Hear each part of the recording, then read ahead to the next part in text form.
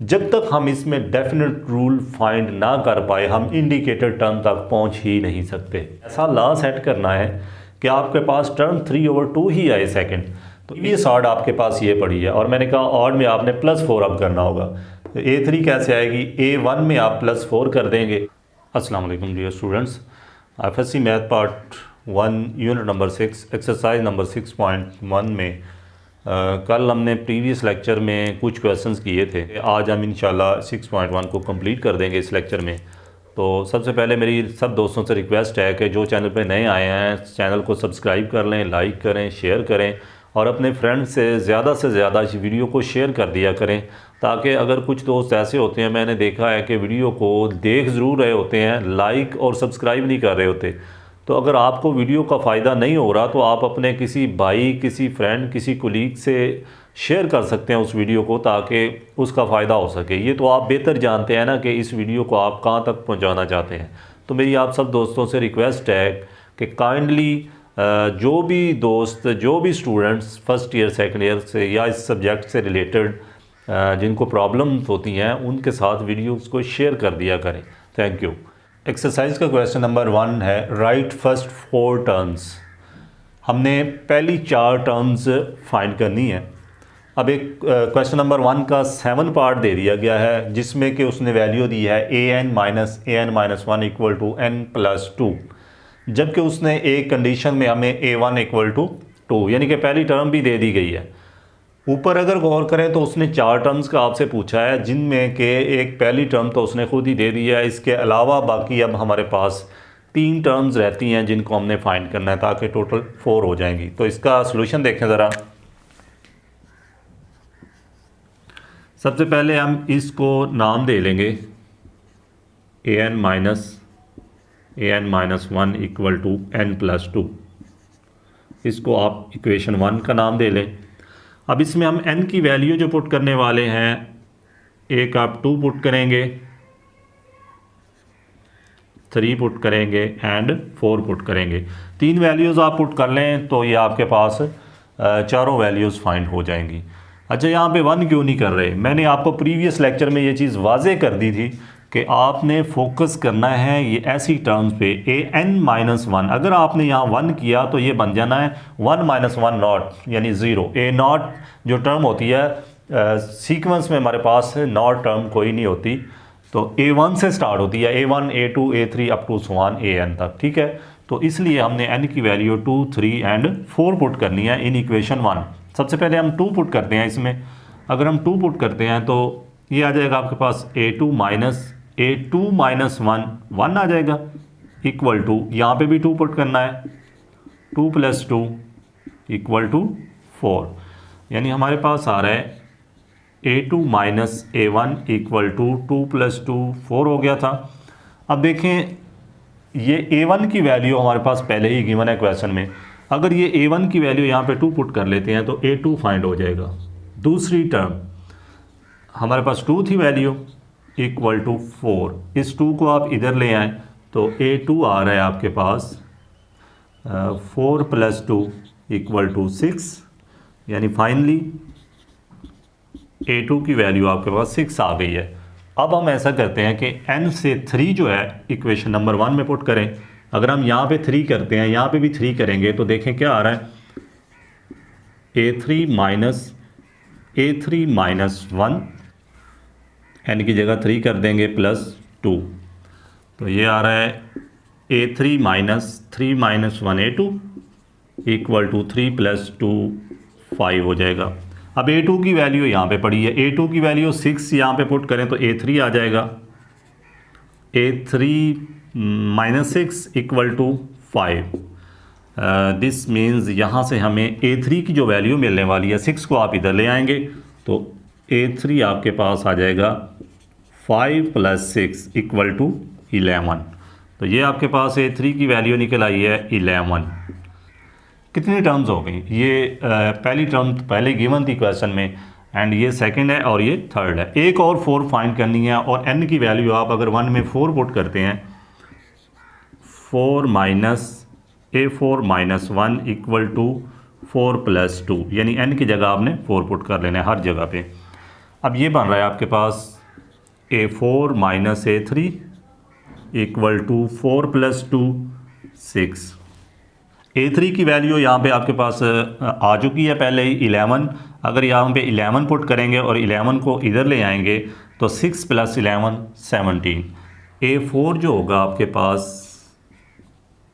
वो 17 आ जाएगा अगर आप ऐसा करते हैं कि 11 को भी इधर ले आते हैं। A4 equal to 6 plus 11 equal to 17। ये हमारे पास चौथी टर्म भी आ गई। द फर्स्ट 4 टर्म्स आर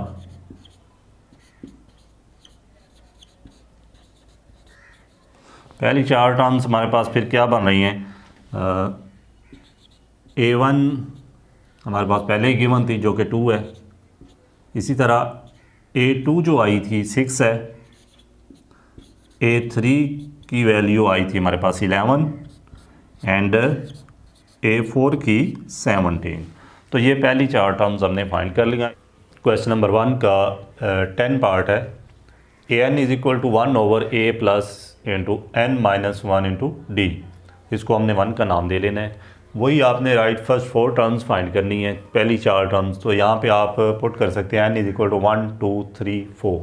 अब यहाँ पे देखें मैंने 2 से स्टार्ट नहीं किया, 1 से स्टार्ट किया है। और 1 से स्टार्ट क्यों किया है? क्योंकि यहाँ पे जो टर्म है इसमें जस्ट an है। अगर कोई टर्म ऐसी भी यहाँ पे होती जिसमें an माइनस 1 होता तो फिर हमें यहाँ से 2 से स्टार्ट करना पड़ता, क्योंकि हमने a0 टर्म नहीं लेके आनी होती। चलें जी, अब पुट करना है आपने n is equal to 1 2 3 and 4 equation 1 में। जैसे ही हमने पहले 1 पुट किया इसमें 1 में, a1 equal to 1 over a plus into 1 minus 1 into d. 1 minus 1 0 हो जाएगा, तो ये टर्म आपके पास 1 ओवर a आ जाएगी। इसी तरह अगर आपने 2 को पुट किया इक्वेशन 1 में तो यहाँ पे आ जाएगा n की जगह a2 is equal to 1 over a plus, यहाँ पे n था 2 पुट कर लिया हमने, 2 माइनस 1 इंटू डी। 2 माइनस 1 1 होता है, तो finally 1 over a plus D आपके पास टर्म आ जाएगी सेकंड टर्म। थर्ड टर्म के लिए आपने 3 पुट करना है, यहाँ पे भी 3 करेंगे और यहाँ पे भी 3 कर देना है। a3 equal to 1 over a plus 3 minus 1 into d. 3 minus 1 2 बचेगा, तो 2d हो जाएगा। Finally 1 over a plus 2d। 4 term के लिए आपको ये 4 आपको 1 में पुट करना है n की जगह और यहाँ पे भी n की जगह। अगर हमने 4 पुट किया है तो ये बना a4 equal to 1 over a plus into 4 minus 1 into d equal to 4 में से 1 निकालें तो 3 आ जाएगा, 1 over a plus 3d। The first 4 terms are, पहली 4 टर्म्स यहाँ पे 1 over a plus d, 1 over a plus 2d and 1 over a plus 3d बन रही हैं। तो ये हमने पहली 4 टर्म ही फाइंड करनी थी, यही इसका आंसर है, इसको नोट कर लें। नंबर 2 देखें, find the indicator terms of the sequence. हमने सीक्वेंस में जो इंडिकेटर टर्म है वो फाइंड करनी होगी। क्वेश्चन नंबर 2 का पहला ही पार्ट देख लें। इसमें उसने एक सीक्वेंस दिया आपको 2 6 11 17 up to so on. Indicator जो टर्म आपको नज़र आ रही है वो A7 है। सबसे पहली बात यह है कि आपको मैंने प्रीवियस लेक्चर में सीक्वेंस की एक डेफिनेशन बताई थी। Sequence is an ordered set of numbers according to some definite rules. तो बच्चों, जब तक आप यहाँ पे डेफिनेट रूल फाइंड ना कर पाए आप इंडिकेटर टर्म तक नहीं पहुँच पाएंगे। तो हमने यहाँ पे कोशिश ही ये करनी है, ये टर्म्स की मदद से हमने वो डेफिनेट रूल जो इसमें हिडन है उस हिडन डेफिनेट रूल को फाइंड करना है। जैसे ही हम फाइंड कर लेंगे, अब चाहे वो 7 टर्म पूछे हमसे, चाहे वो 11 टर्म पूछे सीक्वेंस की, चाहे वो 50 टर्म ही क्यों ना पूछ ले हमसे, हम इजीली बता सकते हैं। ठीक है, तो चलते हैं इस क्वेश्चन के सॉल्यूशन की तरफ। सबसे पहली बात यहाँ पे पोजीशंस पे गौर करें। ये A1 है, ये A2 है, A3 A4 up to so on, और ये आपके पास A7 टर्म होगी। पहली टर्म यहाँ पे A1 हमारे पास 2 है। अब आपने कोशिश ये करनी है कि साथ साथ जो हिडन चीज़ है ना उसको फाइंड करते आए। दूसरी टर्म हमारे पास 6 है, यहाँ आप लिख लें A2 इक्वल टू 6। कैसे बनाएंगे? हम ऐसे लिख सकते हैं, अगर हम A1 में प्लस कर दें 4 तो 6 बन जाएगा हमारे पास। कैसे? ये A1 की वैल्यू हमारे पास 2 है, प्लस करें इसमें 4, फाइनली आपको 6 मिलेगा। तो ये second term A2 equal to 6 आ गया। उसके बाद देखें 11 हमारे पास थर्ड टर्म है, A3 इक्वल टू, और 11 बनेगा कैसे? अब 11 बनाने के लिए अगर हम इससे पिछली टर्म पे गौर करें A2 पे, तो वो हमारे पास 6 है।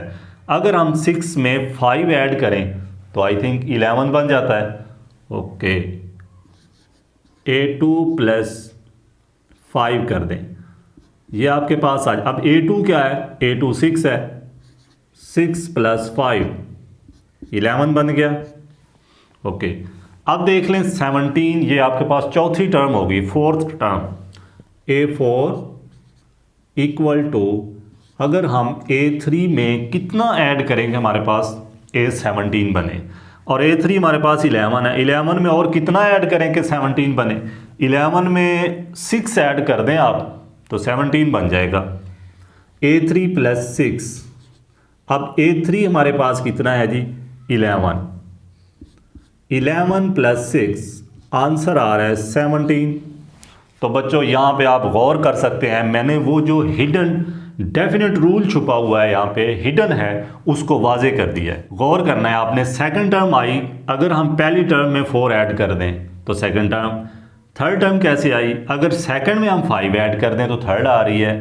इसी तरह थर्ड में अगर हम 6 ऐड कर दें तो फोर्थ टर्म आ रही है। और इसी तरह अगर हम फोर्थ में 7 ऐड कर देंगे तो वो आपके पास फिफ्थ टर्म आ जाएगी। ये कंटिन्यू करते हैं हम, देखें ज़रा फिफ्थ टर्म कैसे आएगी जी? 5 टर्म आपके पास आएगी अगर आप A4 प्लस 6 आगे 7 करें। इजी वे है यहाँ पे, A1 में प्लस 4 किया, A2 में 5 कर दें, A3 में 6 कर दें, A4 में आपने अब 7 करना होगा। यहाँ से वाज़े नज़र आ रहा है कि 4, 5, 6 ये नेचुरल नंबर्स ऐड होते आ रहे हैं इंक्रीजिंग फॉर्म में। तो A4 आपके पास जो थी वैल्यू थी 17, 17 प्लस 7 ये आपके पास आ जाएगा 24। ओके, इसी तरह अब आप A6 भी फाइंड कर सकते हैं। A6 कैसे फाइंड करेंगे? अगर हम A5 में 7 के आगे अब 8 ऐड कर देंगे आप। A5 में आपने जैसे ही 8 ऐड किया, A5 आपके पास 24 है, 24 प्लस 8 आंसर आपको मिलेगा ये 32। इसी तरह अब इंडिकेटर टर्म हमारे पास A7 है, यहाँ तक पहुँचना था हमने, और अगली ही टर्म यहाँ पे A7 आ जाएगी जैसे ही हमने A6 में 8 के बाद अब 9 ऐड कर देना है। A6 कितना? 32 प्लस 9, तो ये आपके पास कितना आ जाएगा? 32 प्लस 9 करें अगर आप तो 41 आ जाएगा। तो यही हमारे पास इंडिकेटर टर्म थी A7 जो कि हमने क्वेश्चन में फाइंड करनी थी। तो देखें ये जैसे ही आपने हिडन रूल को, डेफिनेट रूल जो हिडन था सीक्वेंस में, उसको जैसे ही हमने वाजे किया तो हम चाहे अब 7 टर्म फाइंड कर लें, चाहे आप इससे आगे अगर गौर करें, अगर हमने A8 टर्म फाइंड करनी होती 8वीं टर्म तो क्या आता? A7 में आप ऐड कर लेते 9 के बाद 10 ऐड करें जी।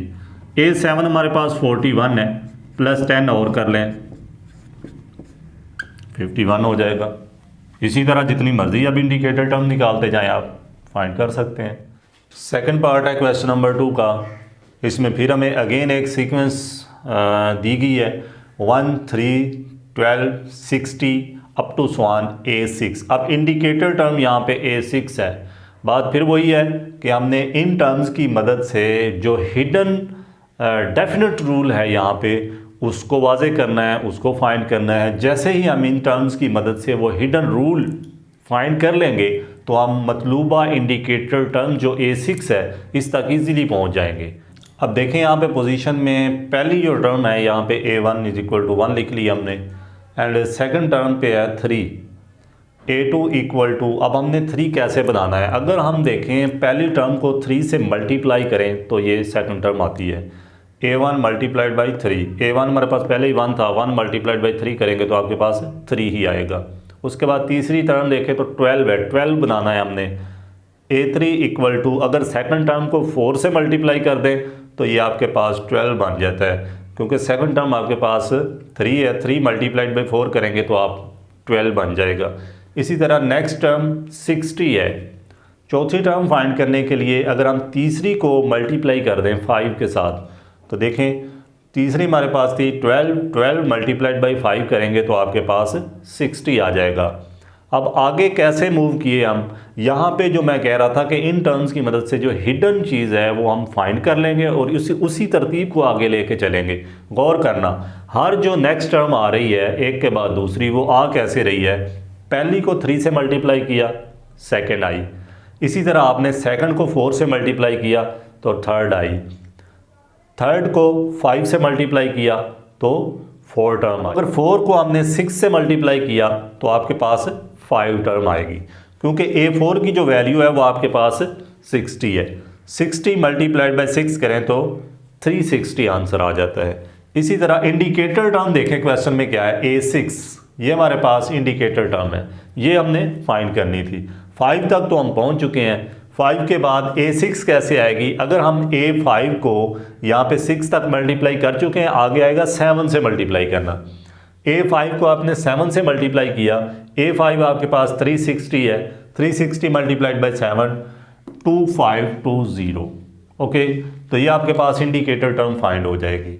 अब हिडन चीज़ थी वो आपके सामने यहाँ पे वाज़ेह है कि हर अगली टर्म जो है पिछली टर्म को तरतीब से मल्टीप्लाई करने से आती जा रही है। पहले 3 से किया, फिर 4 से किया, फिर 5 से किया, फिर 6 से किया, फिर हमने 7 से किया। अगर आगे भी आपने मूव करना है तो इसी तरह अगली को आपने 8 से करना होगा, उससे अगली को 9 से, उससे अगली को 10 से, तो ये आप टर्म्स फाइंड करते जाएंगे।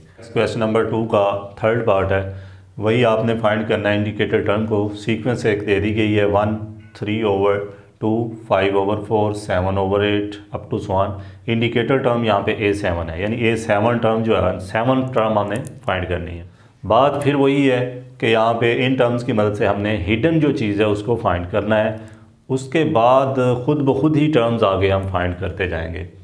देखें कोशिश आपने करनी है। सबसे पहली टर्म जो है उसको A1 का नाम दे दिया, A1 इक्वल टू 1 को हम 1/1 भी लिख सकते हैं, क्योंकि ये पहली टर्म ऐसी है, बाकी तो सारी फ्रिक्शंस में पड़ी हुई हैं, तो हम इसको भी तो 1/1 फ्रिक्शन की फॉर्म में लिख सकते हैं।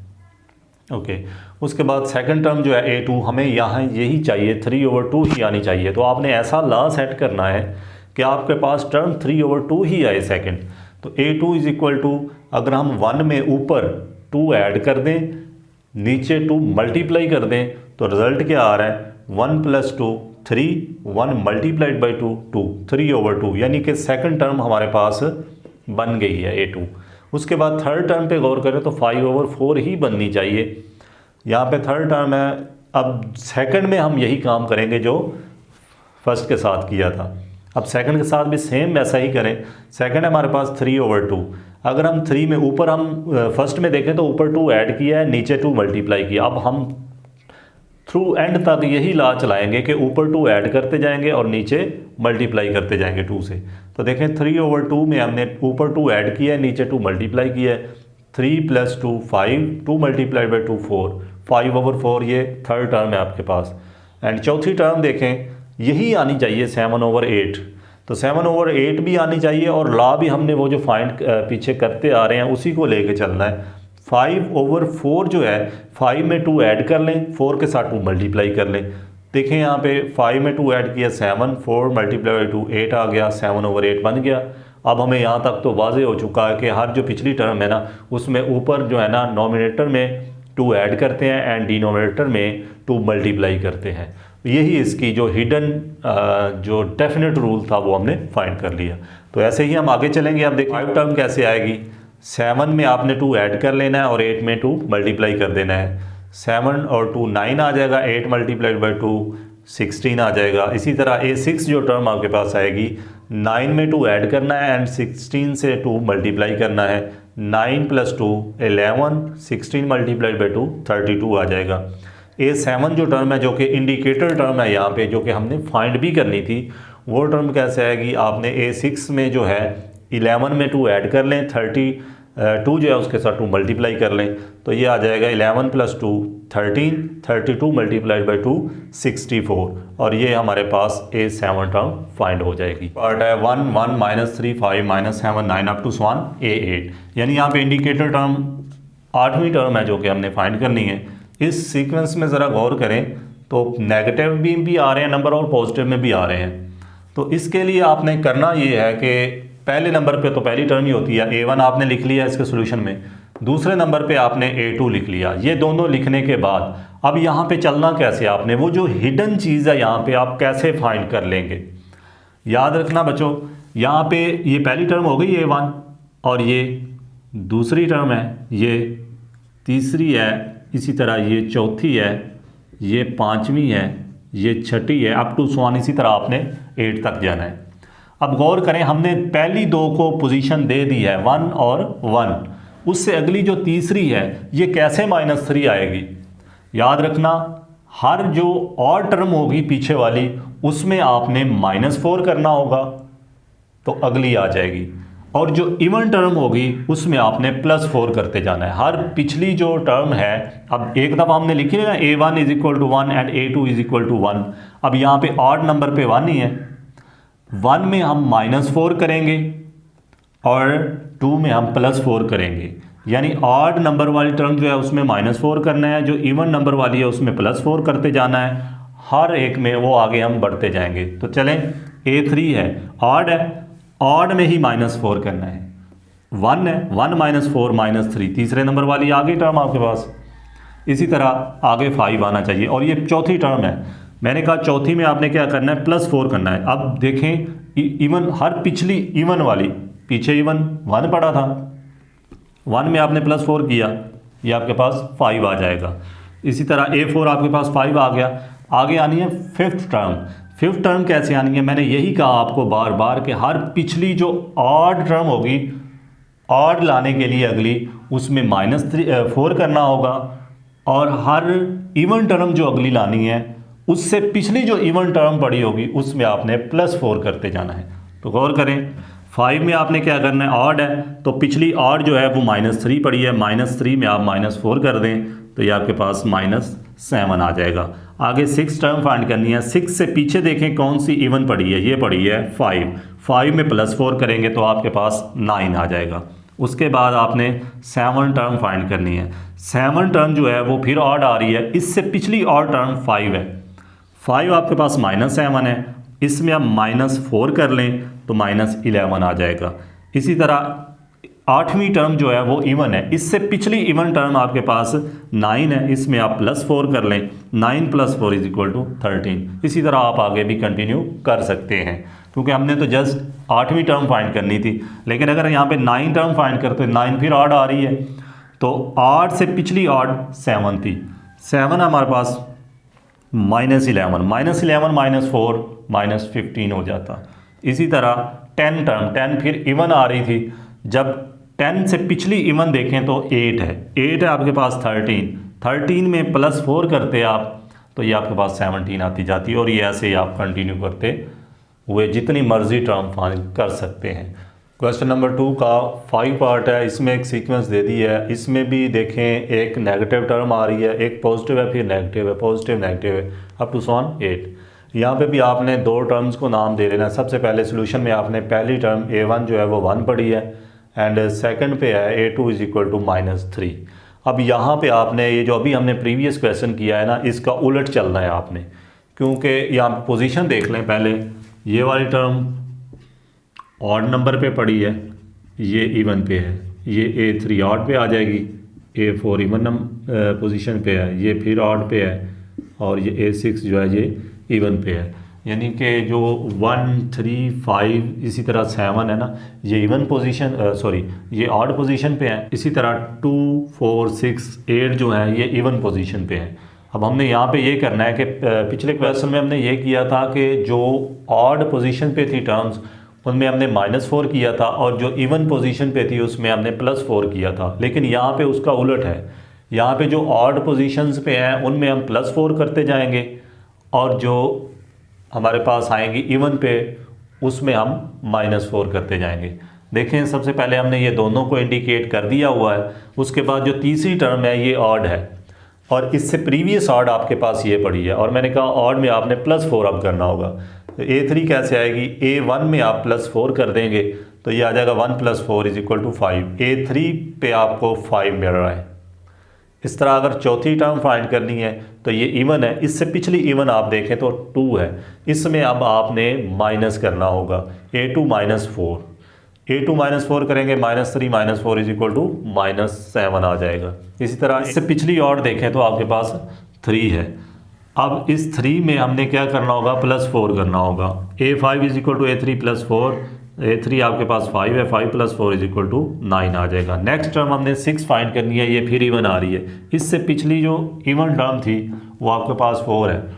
अब 4 में आपने -4 और कर देना है, A4 - 4, A4 आपके पास -7 थी, -7 - 4 = -11 हो जाएगा। इसी तरह A7, ये टर्म आपके पास फिर ऑड में आ रही है।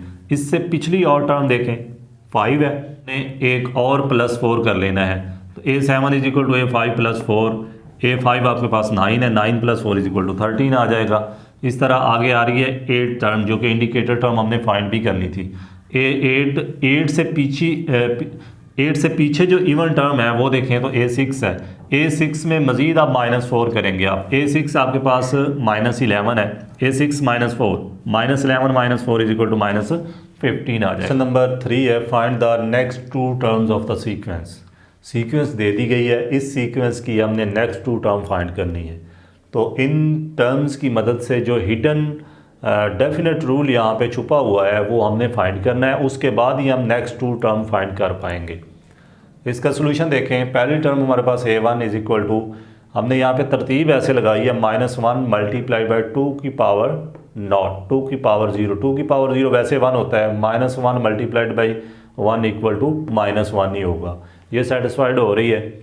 उसके बाद सेकंड पे आनी चाहिए 2 सोल्यूशन। तो सेकंड टर्म A2 = 1 × 2 की पावर 1 कर दें। पहले हमने 2 की पावर 0 किया, अब हमने 2 की पावर 1 कर दिया। 2 की पावर 1 2 ही होगा, 1 × 2 = 2 आ जाएगा। इस तरह तीसरी टर्म हमारे पास 12 आनी चाहिए। A3 = अब हमने यहाँ पे 1 के बाद अगर हम यहाँ पे 2 रखते तो ये तो तरतीब अब चल रही है, 2 की पावर 0, 2 की पावर 1, 2 की पावर 2, 2 to the 4, 4 को 2 से मल्टीप्लाई करते 8, लेकिन 8 नहीं, यहाँ पे तो हमें 12 चाहिए, इसलिए यहाँ पे हमने 3 रखा। 3 से मल्टीप्लाई करेंगे 4 को तो हमारे पास 12 बन जाएगा। इस तरह चौथी जो टर्म है वहाँ पे हमें 40 चाहिए। A4 = अब हमें यहाँ पे 5 से मल्टीप्लाई करना पड़ेगा, यानी और टर्म्स आती जाएंगी नेक्स्ट 5 × 2 की पावर 3। देखें ये एक तरतीब बनती आ रही है, 2 की पावर 0, 2 की पावर 1 से फिर मल्टीप्लाई किया, फिर 2 की पावर 2 से, फिर 2 की पावर 3 से, अगली जो आनी है वो 2 की पावर 4, उससे अगली 2 की पावर 5। और इधर अगर गौर करें आप मल्टीपल में तो 1 के बाद ये ऑड में ही आ रही हैं सारी, 1 3 5, उसके बाद क्या आनी थी 7, उसके बाद 9, ये इस तरह चलेंगी। तो हम इजीली नेक्स्ट टर्म तक पहुंच जाएंगे। जो यहाँ पे हिडन रूल है वो हमने यहाँ पे फाइंड कर लिया हुआ है। तो देखें यहाँ पे 2 की पावर 3 8 होता है, 5 से मल्टीप्लाई किया तो 40 बन रही है चौथी टर्म। इसके बाद अगली हमने 2 टर्म फाइंड करनी है, यानी 5 और 6 टर्म फाइंड करनी है। A5 क्या आएगी, यहाँ से अंदाज़ा हो रहा है 5 के बाद आगे ऑड 7 से, 7 × 2 की पावर 3 है, आगे आएगा 2 की पावर 4। तो जब मल्टीप्लाई करेंगे 7 × 2 की पावर 4 16 होता है, 7 × 16 करेंगे तो 112 आ जाएगा। इस तरह 6 टर्म आएगी, 7 के बाद अब 9 आएगा और में मल्टीप्लाइड बाई 2 की पावर 4 से किया, अब 2 की पावर 5 से करेंगे। 9 मल्टीप्लाइड बाई 2 की पावर 5 32, 32 मल्टीप्लाइड बाई 9 288। और ये 2 नेक्स्ट इंडिकेटर टर्म्स जो थी हमने फाइंड कर ली हैं। ये मैंने एक पार्ट किया है क्वेश्चन नंबर 3 का, और एक तो वैसे ही प्रीवियस के साथ मिलता जुलता था, बाकी 1-2 रह गए हैं, ये आपने खुद कोशिश करनी है इंडिकेटेड टर्म्स फाइंड करने।